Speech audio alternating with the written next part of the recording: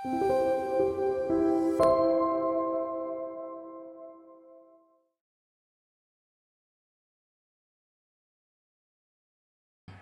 여러분 교재를 한번 좀 펴보시기 바랍니다. 목적이 이끄는 삶 11번째, 하나님의 좋은 친구 되기.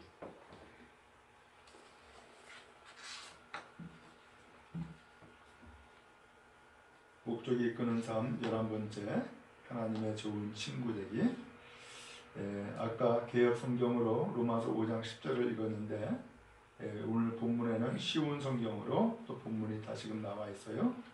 본문의 말씀을 같이 또 읽겠습니다.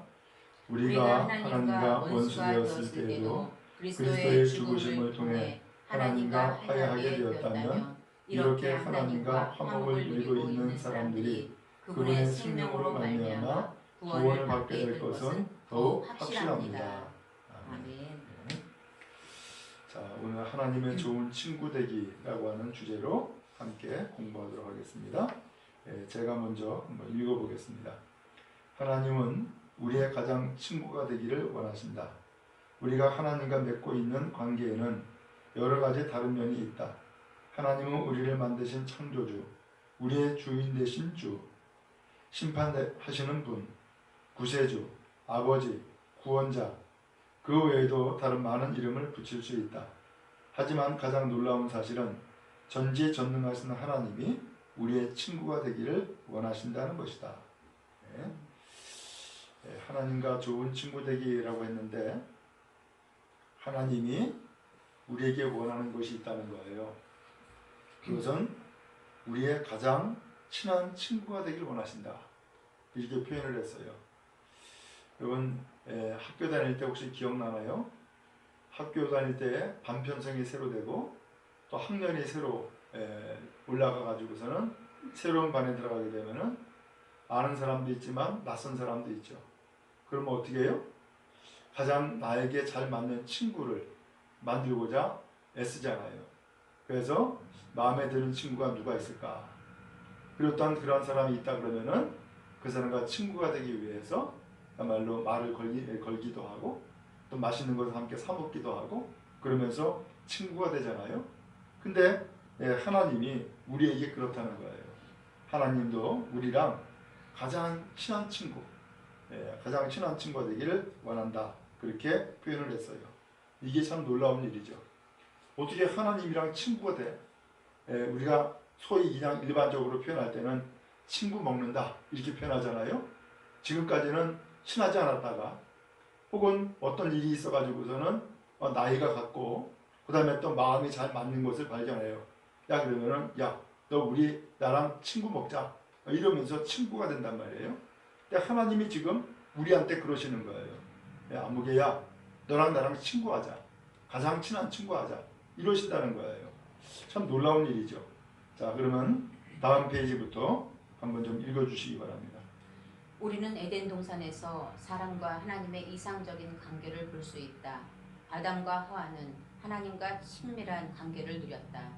의식도 예식도 종교도 없었고 단지 하나님과 사람 사이의 관계가 있었을 뿐이다. 죄의식이나 두려움에 방해 없이 아담과 하와는 하나님으로 인해 기뻐하였고 하나님도 그들로 인해 기뻐하셨다. 우리는 하나님의 계속적인 임재 가운데서 살도록 만들어졌지만 타락한 이후 그 이상적인 관계가 사라지게 되었고 구약시대에는 몇 명만의 하나님과 우정을 나눌 수 있는 특권을 누렸다. 하나님 모세와 아브라함을 친구라 부르셨고 다윗은 내 마음에 합한 사람이라고 하셨으며 욥, 에녹 그리고 노아는 하나님과 친밀한 관계를 유지했다. 하지만 그 시대에는 친밀한 우정의 관계보다는 하나님에 대한 두려움이 더 보편적이었다. 예, 여기까지. 자, 참 이게 서론의 내용이지만 우리 귀에 쏙쏙 들어오는 좋은 내용들이 기록되어 있어요. 먼저 하나님과 사람의 이상적인 관계는 에덴 동산에서 있었다는 거예요. 근데 그때는 하나님과 친밀한 관계를 누린 거예요. 근데 그때에 그러면 의식이 있었고 예식이 있었고 종교가 있었느냐? 그렇지 않았다는 거예요. 그냥 하나님과 사람 사이에 관계, 그 친밀함만 있었다는 거예요. 그때는 죄의식도 없었고 두려움도 없었고, 그래서 아담과 하와는 하나님 때문에 늘 기뻐했고 하나님도 그들 때문에 기뻐했다는 거예요. 그래서 이와 같이 아름다운 관계, 이상적인 관계를 이루고 있었는데, 거기에서 무슨 사건이 생겼느냐? 타락하는 사건, 에덴 동산에서 죄를 짓는 사건이 생기죠. 그러면서 이런 아름다운 관계가 끝난 거예요. 파괴가 된 거예요. 다만 구약성경에 보면은 몇 사람만이 하나님과 어떤 친밀한 관계를 가지고 있는 특권을 가지고 있었다는 거예요. 그래서 하나님이 모세와 아브라함에게는 친구다 이렇게 부르셨고, 다윗에게는 내 마음에 합한 사람이다 라고 이야기하셨으며, 욥과 에녹 그리고 노아는 역시 하나님과 친밀한 관계를 유지하고 있었다는 거예요. 자, 그 두 번째 문단 이후에 제가 한번 읽겠습니다. 그런데 예수님이 이 상황을 바꾸어 놓으셨다. 예수님이 십자가에서 우리의 죄값을 치르셨을 때 성전에 드리워졌던 사람과 하나님을 분리시키던 휘장이 위에서 아래로 찢어졌다. 이것은 사람이 다시 한번 하나님께 직접 나아갈 수 있게 되었다는 것을 의미한다. 하나님을 만나기 위해 많은 시간 동안 준비해야 했던 구약의 성직자들과는 다르게 우리는 언제라도 하나님을 만날 수 있다. 성경은 이렇게 말한다. 이뿐 아니라 이제 우리로 화목을 얻게 하신 우리 주 예수 그리스도로 말미암아 하나님 안에서 또한 즐거워하느니라. 로마서 5장 11절. 하나님과의 우정은 하나님의 은혜와 예수님의 희생으로만 가능하다. 이 모든 것은 하나님이 하셨고 그는 그리스도를 통해 우리를 원수에서 친구로 바꾸어 주셨다. 고린도후서 5장 18절 말씀. 찬송가에 보면 죄짐 맡은 우리 구주 어찌 좋은 친구인지 라는 구절이 있다. 하지만 사실 하나님은 삼위일체의 하나님 아버지, 아들, 그리고 성령 모두와 교제하라고 초청하신다.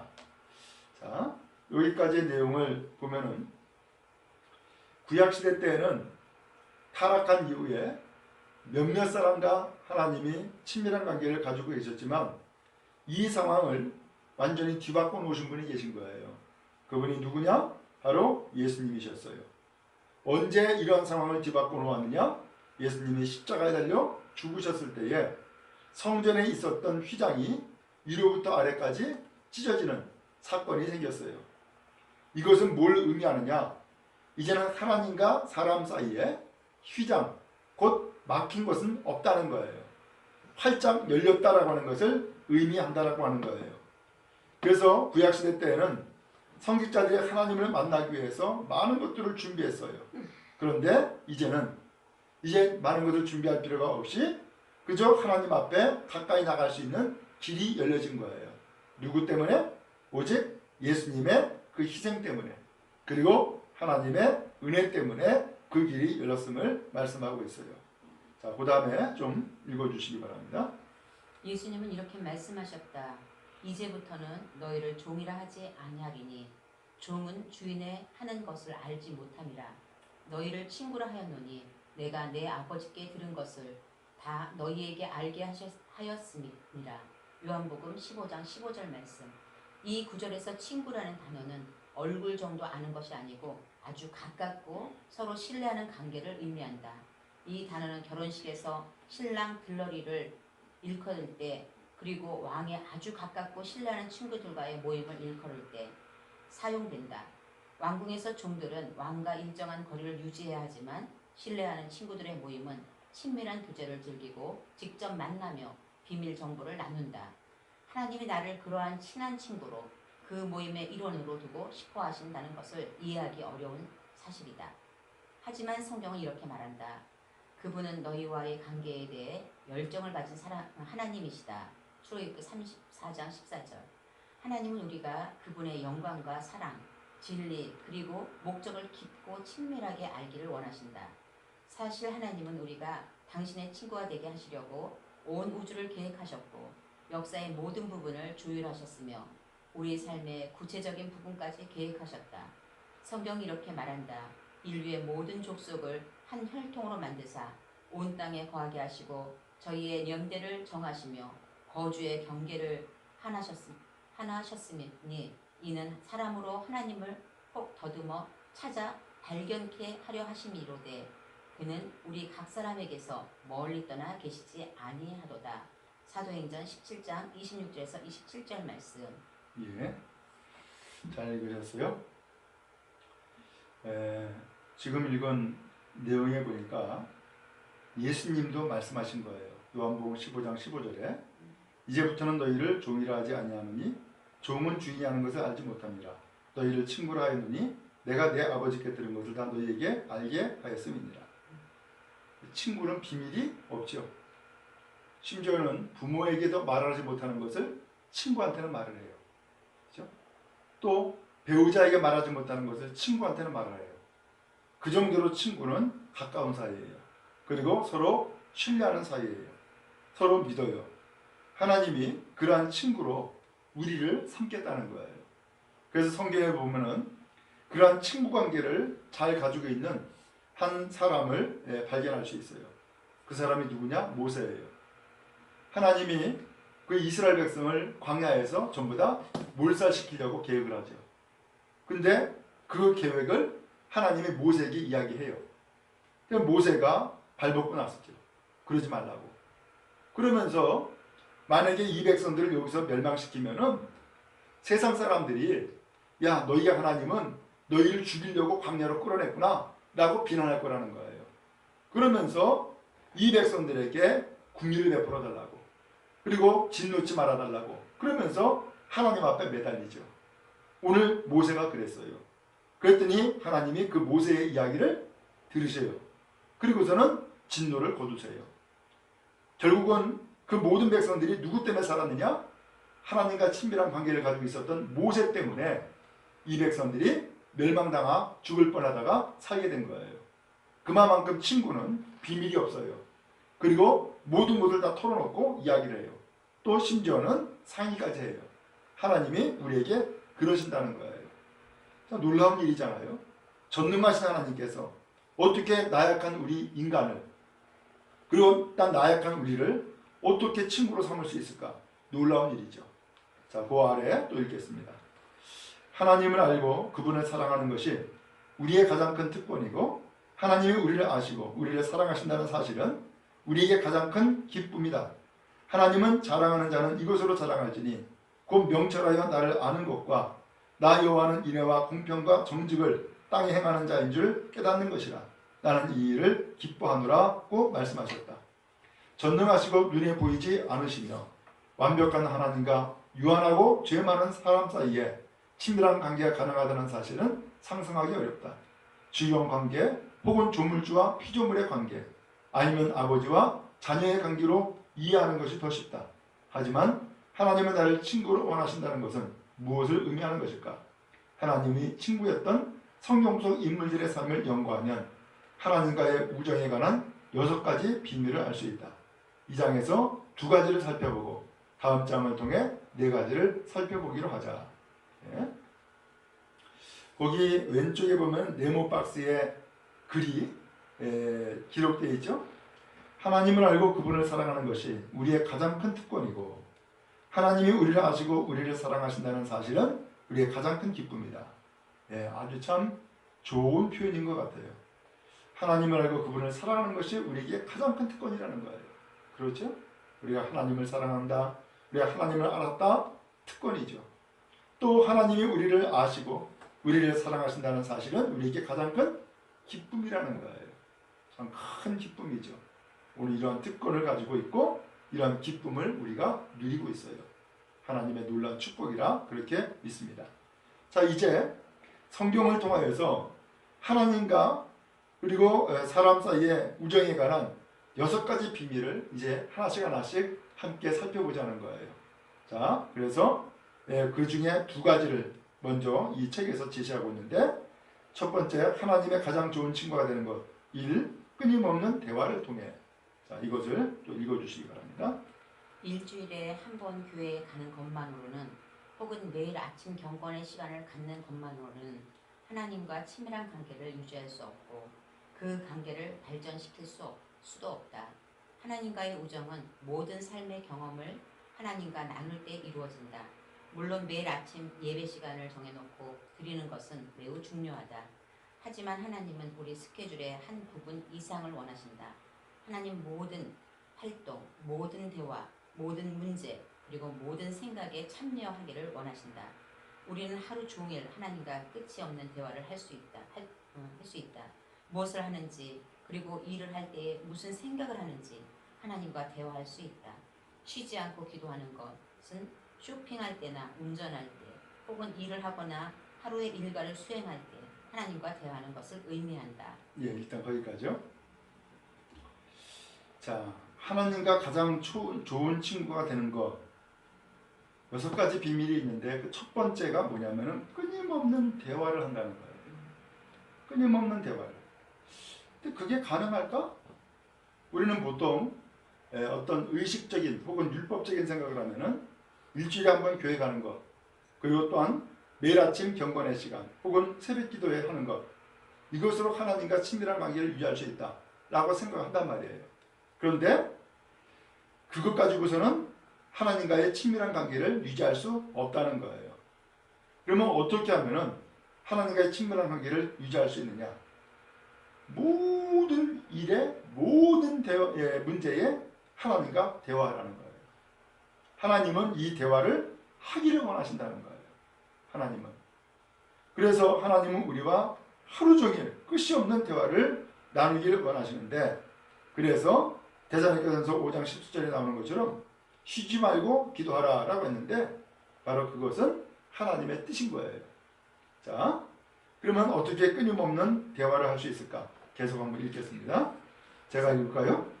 사람들이 흔히 잘못 알고 있는 사실 가운데 하나가 하나님과 시간을 보내는 것은 그분과 단둘이 있는 것을 의미한다고 생각하는 것이다. 물론 예수님이 보여주셨듯이 우리는 하나님과 단둘이 있는 시간도 가져야 한다. 하지만 그것은 우리가 깨어있는 시간의 한 부분일 뿐이다. 만일 우리가 하는 모든 일에 하나님과 함께하고 그분의 인자하심을 의식한다면 우리가 하는 모든 것이 하나님과 시간을 보내는 것이 될 수 있다. 여기 보니까는 하나님의 임재하심을 의식한다면 이렇게 표현하고 있죠. 예, 하나님이 우리 가운데 계셔 라고 하는 것을 의식하고 있다면 하나님과 함께 시간을 보내고 있는 것이다 라고 할 수 있다는 거예요. 그 다음에 하나님과 끊임없는 대화를 하는 법을 배울 수 있는 고전이 하나님의 임재 연습이라는 책이에요. 이 책은 17세기 로렌스 형제에 의해 쓰여졌는데 그는 프랑스 수도원의 조리사였다.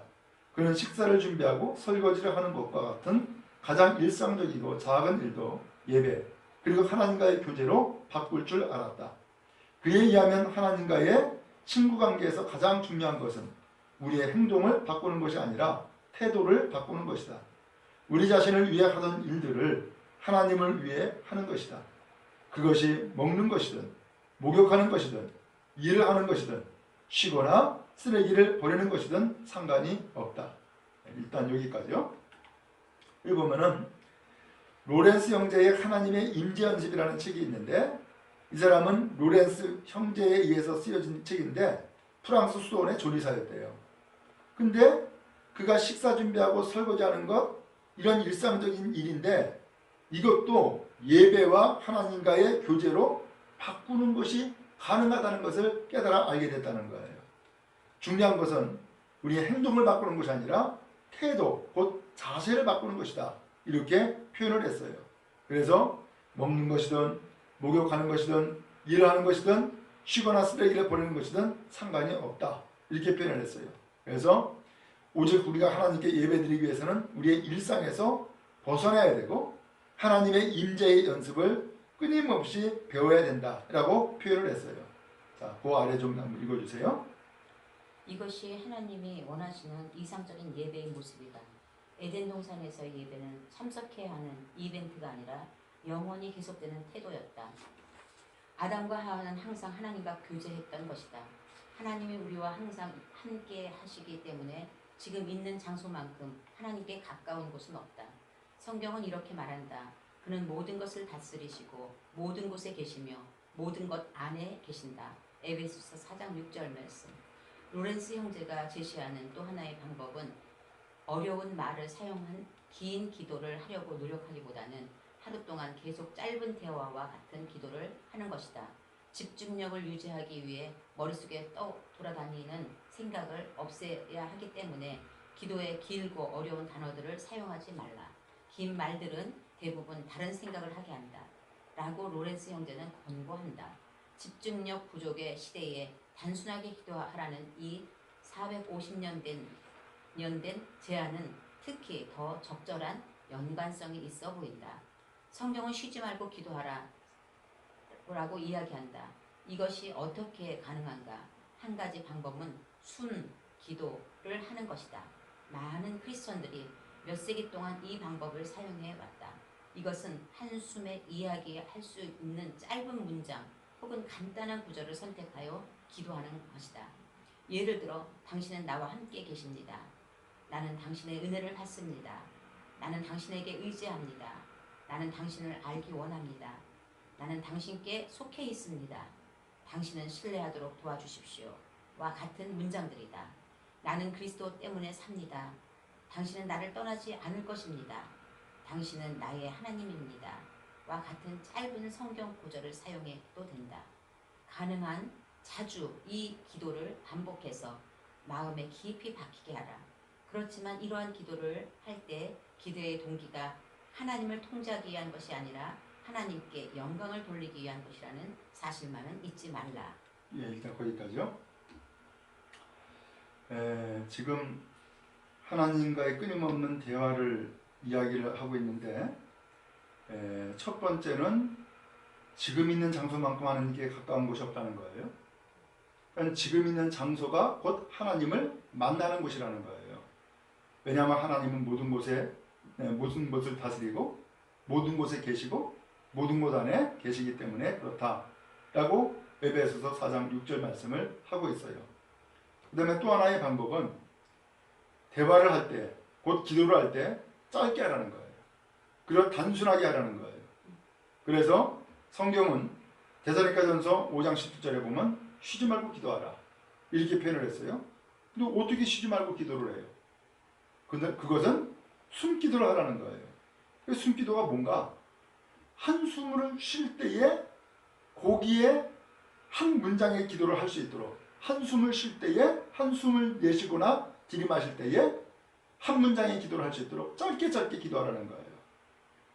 바로 그러면은 우리가 뭐랄까 단순해질 수 있고 그리고 하나님 앞에 뭐 미사여고 늘어놓을 필요가 없이 하나님과 깊이 있게 만날 수 있다는 거예요.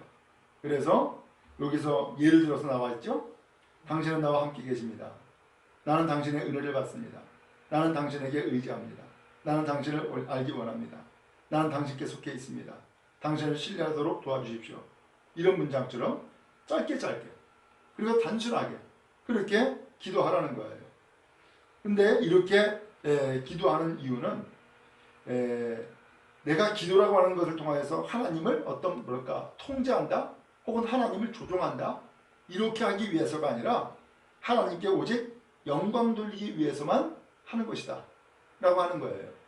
어찌하든 짧게 한숨을 쉴 때에 그렇게 기도할 수 있을 정도로 짧게 기도하라. 좋은 방법이라고 생각을 해요. 자, 그 다음에 하나님의 임재 연습 거기서부터 제가 한번 읽어보겠습니다. 하나님의 임재를 연습하는 것은 하나의 기술이고 발전시킬 수 있는 습관이다.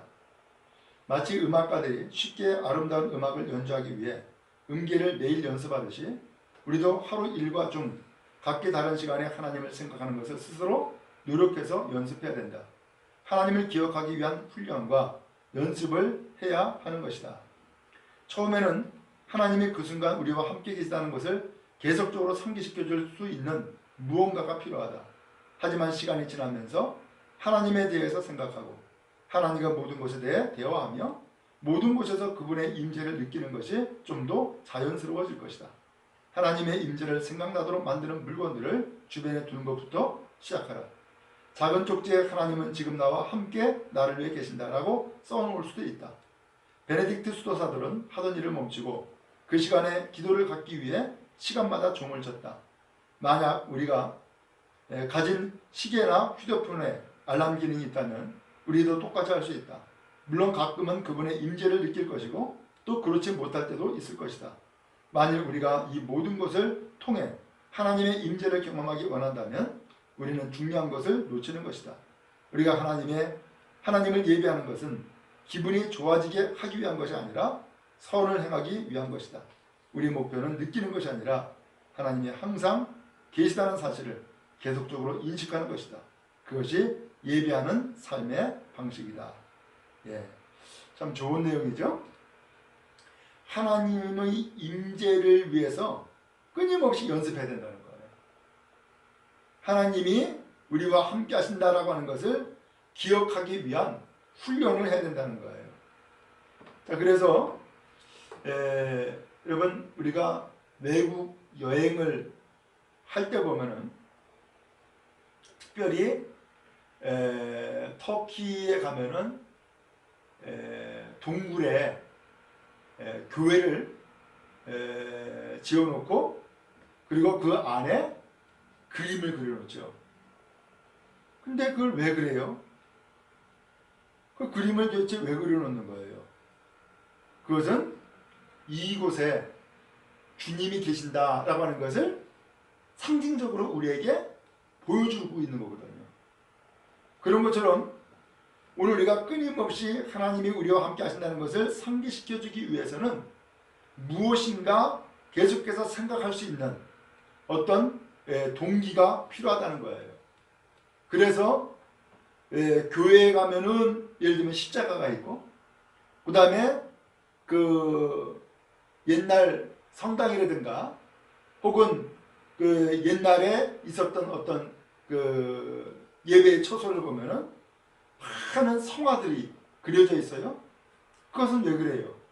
그 성화를 통하여서 하나님이 여기에 계시는구나 라고 하는 것을 계속해서 기억하고 생각하고 느끼고자 하는 것이죠. 오늘 그렇기 때문에 하나님이 오늘 우리와 함께 하신다. 그리고 하나님께서 나와 계속해서 대화를 하고 친구가 되길 원하신다. 이것을 위해서는 끊임없는 훈련과 연습이 필요한데 그런 훈련과 연습을 하기 위해서는 처음에는 이와 같이 오늘 우리가 계속해서 무엇인가 떠오를 수 있는 어떤 무엇인가가 필요하다는 거예요. 떠오를 수 있는 무엇인가가. 그래서 이 내용을 보면서 그런 생각을 했어요. 여기에도 한 가지 예가 나오는데 베네딕트 수도사들은 기도 시간을 알기 위해서 종을 쳤다는 거예요. 종을. 또 우리나라도 예배 시간이 되거나 아니면 새벽이 되면은 종 쳤죠? 그럼 이 종을 치는데 예를 들면 불교에서 치는 종과 교회에서 치는 종이 달랐어요. 그래서 이 종소리를 들으면은 어떻게 돼요? 아하, 교회가 생각이 나고 주님이 생각이 나고 그리고 나도 가서 예배를 드려야지 혹은 기도해야지 라고 하는 그런 마음을 생각나게 하잖아요. 그런 것처럼 무엇인가 끊임없이 상기시켜 줄 수 있는 어떤 도구나 방법이 필요한데 오늘 우리도 그러한 것이 필요하다 그러면은 그러한 것을 가질 이유가 있다. 가질 필요가 있다 라고 하는 거예요. 저는 이 내용을 보면서 무슨 생각을 했냐면은 그 전에 집사람 아파가지고서 그야말로 투석하고 혹은 병원에 끊임없이 다닐 때에 성경을 찾아가지고서는 하나님이 치료하시는 내용, 하나님이 고치시는 내용을 발견해가지고서는 집에 구석구석 컬러 프린터로 전부 다 뽑아가지고서는 다 붙여놨던 그런 생각이 나요. 그 왜 붙였을까? 이유는 그 성경 구절, 그 말씀을 통하여서 하나님이 나를 분명히 도와주신다. 그리고 고쳐주신다. 그리고 문제를 해결해 주신다라고 하는 것을 끊임없이 하나님과 대화를 하면서 내 마음으로는 그 말씀으로 무장을 하는 거죠. 오늘 이것도 하나의 하나님과의 관계를 이루는 한 방법이 될 수 있다는 것을 오늘 이 책에서 제시를 하고 있어요. 자, 그것이 이제 두 번째 나오는 내용인데 계속해서 묵상함으로 되어 있죠. 자, 그것도 읽어주시기 바랍니다. 하나님과 우정을 맺는 두 번째 방법은 하루 종일 그분의 말씀을 생각하는 것이다. 이것을 묵상이라 하는데 성경은 우리에게 하나님이 누구시고 무슨 일을 하셨으며 그리고 무슨 말씀을 하셨는지에 대해 묵상할 것을 계속해서 권고한다. 그분이 무슨 말을 하셨는지 모르고서는 하나님의 친구가 될 수 없다. 그분을 알지 못하면 그분은 사랑할 수 없고 그분의 말씀을 모르면 그분을 알 수 없다. 성경은 여호와께서 실로에서 여호와의 말씀으로 사무엘에게 자기를 나타내시니 라고 말한다. 하나님은 오늘날도 그 방법을 사용하신다. 하루 종일 성경 공부를 하면서 시간을 보낼 수는 없지만 읽거나 외운 구절을 하루 동안 생각할 수 있다. 그리고 머릿속에서 그 구절들에 대해 곰곰이 생각해 볼 수 있다. 묵상을 수도승이나 신비론자들이 하는 어렵고 비밀스러운 의식이라고 오해하는 경우가 있지만 묵상은 단순히 초점을 맞춰 생각하는 것이며 모든 사람이 배울 수 있고 어디서든 할 수 있는 것이다. 한 문제를 놓고 반복적으로 생각하면 그것을 걱정이라 부른다. 그러나 하나님의 말씀을 반복해서 생각하면 그것이 묵상이다. 우리가 걱정하는 방법을 안다면 묵상하는 방법은 이미 터득했다고 볼 수 있다. 우리의 관심을 걱정거리에서 성경 구절로 돌리면 되는 것이다. 그리고 하나님의 말씀을 더 묵상하면 할수록 우리의 걱정거리는 줄어든다. 예, 거기까지요. 하나님과 친구 관계를 맺기 위해서 두 번째 방법은 계속해서 묵상함으로 친구 관계를 이룰 수 있다는 거예요. 좋은 친구 관계를 이룰 수 있는 두 번째 방법은 계속해서 묵상함으로. 그러면 뭘 묵상하는 거예요? 하나님의 말씀을 묵상하는 거죠. 그래서 거기 121페이지 맨 아래줄에 있는데 그분이 무슨 말을 하셨는지 모르고서는 하나님의 친구가 될 수 없다. 그렇죠? 하나님은 말씀하셔요. 그렇기 때문에 하나님은 말씀을 통하여서 하나님의 마음, 하나님의 뜻, 하나님의 계획을 다 표현하셨어요. 그렇기 때문에 하나님의 말씀을 모르고서 하나님과 친밀한 관계를 이루겠다? 그건 앞뒤가 안 맞는 말이 되어지는 거죠. 그러므로 친구도 보면은 누가 친구가 돼요? 말이 통하는 사람이 친구가 되는 거예요. 말이 안 통하면 친구가 될 수가 없어요. 하나님도 마찬가지예요. 하나님과 우리가 친구를 맺기 위해서는 뭐가 통해야 돼요? 말이 통해야 돼요. 곧 말씀이 통해야 된단 말이죠. 그래서 이게 하나님의 말씀이네. 하나님은 이 말씀을 통해서 나에게 이런 마음을 주시네. 하나님의 뜻은 이거였구나. 이런 것을 한 가지 한 가지 자꾸 깨달아 알므로써 하나님의 마음과 하나님의 뜻을 깨달아 아는 거예요. 그게 친구가 되는 거예요. 그래서 성경은 말씀해요. 사무엘상 3장 21절에 여호와께서 실로에서 여호와의 말씀으로 사무엘에게 자기를 나타내시니 라고 표현했어요. 이 당시 사무엘은 어렸어요. 그래서 하나님을 본 적이 없어요. 하나님의 그 이상, 어떤 환상도 본 적이 없어요. 근데 말씀하시는 거예요. 사무엘을 불렀어요. 사무엘은 그때도 하나님이 부르신 것을 몰랐어요. 그러니까 제사장 찾아가죠. 나를 부르셨냐고. 3번이나 그랬었어요. 하나님은 이 아무것도 알지 못하는 사무엘에게 말씀으로 자기를 나타내 주셨어요. 지금도 마찬가지예요. 하나님은 누구냐? 하나님은 어떤 분이냐? 하나님은 나에게 친밀한 관계를 이루시고 친구가 되길 위해 원하시는데 그래서 하나님은 나에게 말씀하시는 거예요. 계속해서 속삭여 주시는 거예요. 애야, 이게 좋은 거야. 이렇게 하면 좋아. 그러면서 자꾸 이야기해 주시는 거예요. 그러면 이야기를 듣고 어떤 그 이야기를 우리가 계속해서 생각하는 것이 곧 묵상이라는 거예요. 그 묵상을 통하여서 오늘 우리는 하나님의 친밀한 관계를 이룰 수 있다라고 표현하고 있어요. 그렇죠? 친밀한 사람이 한 이야기는 계속해서 생각나잖아요. 그죠? 오늘 어떤 사람은 그 이야기가 일생 동안 지워지지 않는 이야기도 있어요. 오늘 그렇기 때문에 그 말씀, 대화가 대단히 중요한데 오늘 하나님의 말씀을 끊임없이 묵상함으로써 오늘 우리가 하나님과의 친밀한 관계를 이룰 수 있다는 거예요. 그리고서 그 아래 내용에 보면은 한 문제를 반복적으로 생각하면 그게 뭐래요? 그게 걱정이래요. 그렇지만 하나님의 말씀을 반복해서 생각하면 그게 뭐라고요? 그게 묵상이라는 거예요. 그게 묵상이라는 거예요. 그러므로 오늘 소도 자기가 먹은 여물을 되새김질하면서 윗속에다 집어넣어 가지고서는 계속해서 꺼내 가지고서는 이로 씹잖아요. 그 왜 그래요? 계속해서 자기가 씹고 하면서 소화력이 커지는 거예요. 그 모든 것이 전부 다 양분이 되고 양식이 되는 거예요. 그런 것처럼 오늘 우리가 하나님의 말씀을 끊임없이 생각하면 그것이 묵상이라는 거예요. 그런데 우리가 어떤 문제를 끊임없이 생각하면 그것은 걱정이고 그건 근심인 거예요. 성경은 걱정하라고 말씀한 적이 없고요. 근심하라고 말씀한 적이 없어요. 하나님은 우리에게 말씀을 주시고 그 말씀을 끊임없이 생각함으로써 오늘 그 말씀이 우리에게 길이 되고 진리가 되고 생명되기를 원하시는 거예요. 오늘 우리의 관심과 걱정거리를 우리의 관심을 걱정거리에서 성경 기절로 바꾼다 그러면은 바로 그것이 묵상이고 바로 그것이 하나님과의 친밀한 관계를 이루는 방법이 된다라고 하는 것을 이야기를 하고 있어요. 자, 그 아래 제가 읽겠습니다. 욥과 하나님이 하나님과 가까운 친구가 될 수 있었던 이유는 그에게 하나님의 말씀을 무엇보다 소중하게 생각했고 하루 종일 생각했기 때문이다. 욥이 그랬나? 또 다윗도 그랬나? 그렇다는 거예요. 그래서 욥은 욥기 23장 12절에 이렇게 표현했어요. 나는 내 일용할 양식보다 그의 말씀을 더 소중히 여겼다. 그런 내용이 있죠? 나는 일용할 양식보다 하나님의 말씀을 더 소중히 여겼다는 거예요. 그 다음에 다윗도 그랬어요.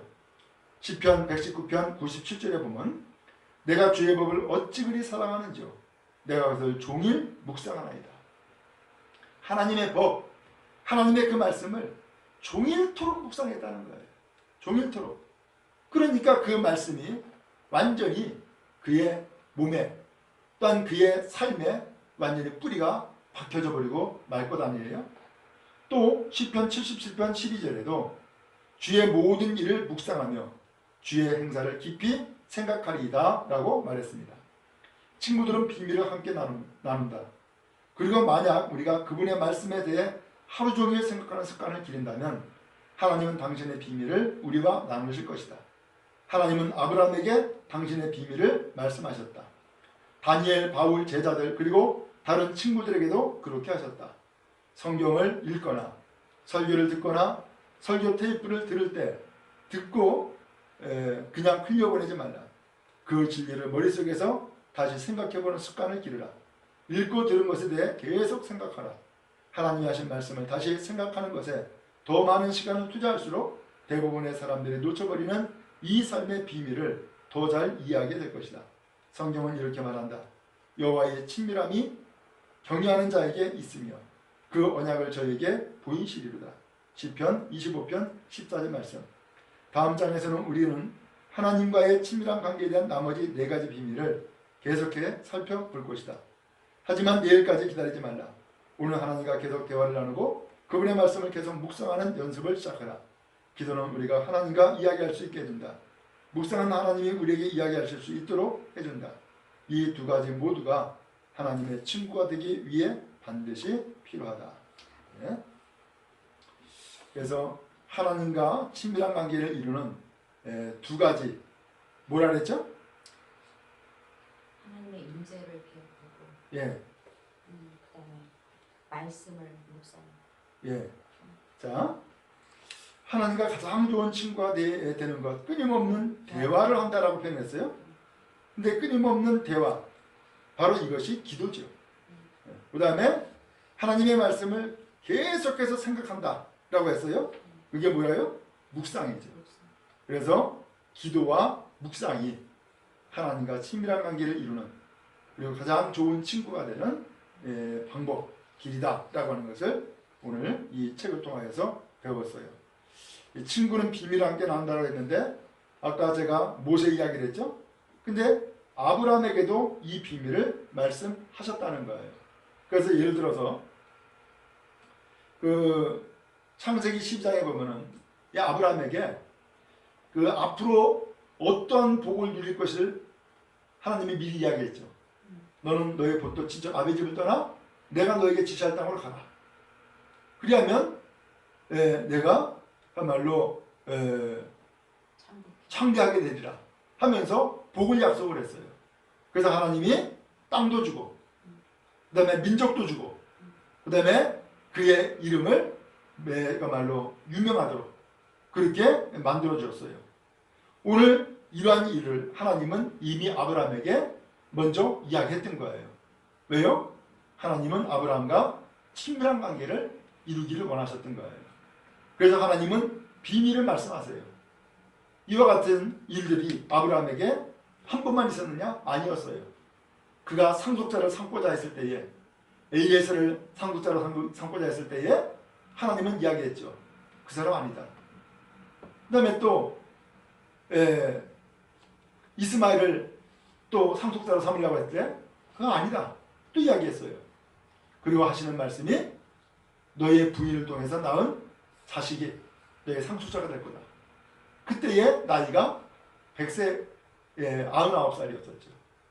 근데 놀랍게도 1년 만에 진짜로 당시 비웃었던 아브라함의 웃음이 이제는 비웃음이 아니라 진실로 기뻐하는 웃음으로 바뀌게 되는 역사가 나타나죠. 바로 아들을 낳았기 때문이었어요. 하나님이 이와 같이 하나님의 계획, 하나님의 비밀을 친구에게 이야기하시는 거예요. 그리고서는 그 이야기를 통하여서 끊임없이 하나님을 신뢰하고 하나님을 기다리도록 그리고 또 하나님을 더욱더 믿도록 하나님께서 관계를 이루시고자 했던 거예요. 오늘 하나님은 우리에게도 마찬가지죠. 오늘 우리에게도 하나님은 비밀을 두기를 원치 않으셔요.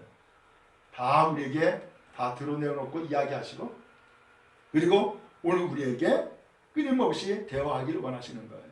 그리고 친밀한 관계를 이루기를 원하시는 거예요. 얼마나 좋아요. 그런 의미에서 이제 아직까지도 이 부분에서 우리가 부족한 부분이 있다면 하나님 나도 하나님과 친밀한 관계를 이루었으면 좋겠어요. 이런 마음으로 우리 함께 기도했으면 좋겠어요.